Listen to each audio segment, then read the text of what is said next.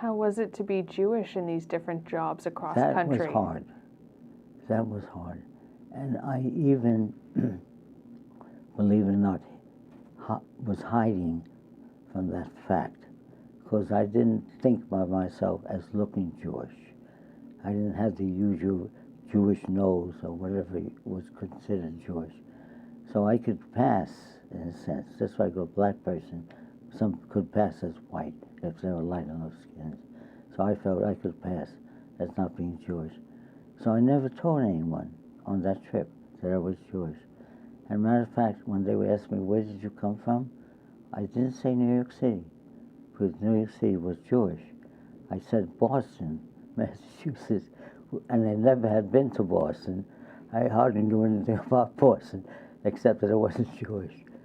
And years later, I moved to Boston and found out what Boston was like too. But at that time, it was hard to be Jewish and be in the other parts of the country, which was still very anti-Semitic.